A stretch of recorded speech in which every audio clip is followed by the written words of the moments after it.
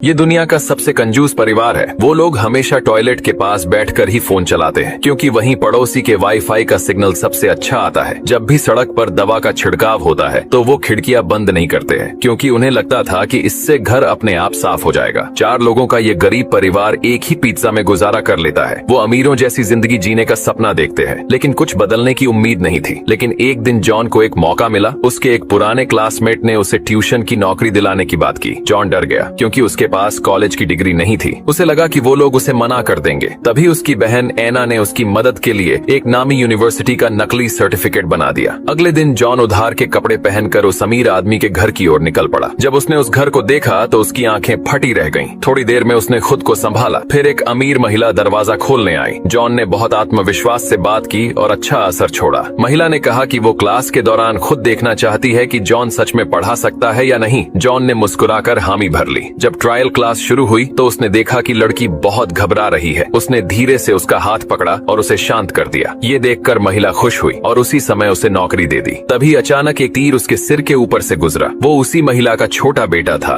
लड़का अच्छी पेंटिंग बनाता था, लेकिन उसे ADHD नाम की बीमारी थी। अब तक 10 से ज्यादा टीचर उसके नखरों के कारण नौकरी छोड़ चुके थे। महिला परेशान थी कि उसके बेटे के लिए सही टीचर नहीं मिल रहा था। ये सुनकर जॉन ने कहा कि वो एक लड़की को जानता है जो बहुत अच्छी आर्टिस्ट है और बच्चों के साथ काम करना जानती है। महिला खुश हुई और बोली कि उसे तुरंत बुला लो। अगले दिन जॉन की बहन उस बच्चे की आर्ट टीचर बनकर आई। अमीर महिला क्लास में बैठना चाहती थी, लेकिन एना ने मना कर दिया। क्लास खत्म होने पर महिला ने देखा कि उसका बेटा अब बिल्कुल शांत था। वो पहली बार इतना ध्यान से बैठा था। असल में जॉन और एना ने पहले से बच्चे के बारे में पता कर लिया था। उन्हें पता था कि उसके बचपन में कुछ बुरा हुआ था। एना ने उसकी बातों से समझा कि वो अंदर से बहुत दुखी है। उसने महिला से कहा कि वो उसे न सिर्फ आर्ट सिखाएगी बल्कि आर्ट के जरिए उसका मन भी ठीक करेगी। ये सुनकर महिला बहुत खुश हुई, पर उसे ये नहीं पता था कि यही फैसला एक दिन उसके पूरे परिवार की जिंदगी उलट देगा। बाहर खड़ा हत्यारा बिल्कुल भी आवाज नहीं कर रहा था, लेकिन घर के अंदर मौजूद जॉन को पहले ही उसकी मौजूदगी का एहसास हो चुका था। जैसे ही हत्यारा अचानक पास आने की कोशिश करता है, जॉन तुरंत उस पर चाकू से हमला कर देता है। ये देखकर हत्यारा समझ जाता है कि घर के अंदर के लोग बहुत शातिर हैं, इसलिए वो पीछे हटने का नाटक करता है, लेकिन अंदर ही अंदर दोबारा हमला करने की तैयारी करता है। जॉन ने भी हत्यारे की स्थिति महसूस कर ली थी। अब दोनों तरफ सन्नाटा था। वो जानते थे कि घातक वार करने से पहले एक दूसरे की हलचल को परखना जरूरी है। हवा में तनाव घुला हुआ था। दोनों ही किसी छोटे से इशारे का इंतजार कर रहे थे। अचानक दरवाजे पर दस्तक हुई। इससे पहले कि घर का आदमी कुछ समझ पाता, उससे पहले ही पुलिस वहां पहुंच गई। वो धीरे धीरे हालात जानने के लिए बाहर निकला, लेकिन उसने हत्यारे की मौजूदगी के बारे में कुछ नहीं बताया। जब वो और पुलिस वाला आपस में बात कर रहे थे, बाहर छिपा हत्यारा चुपचाप अंदर झांक रहा था। आदमी ने पुलिस वाले को हल्की सी नजर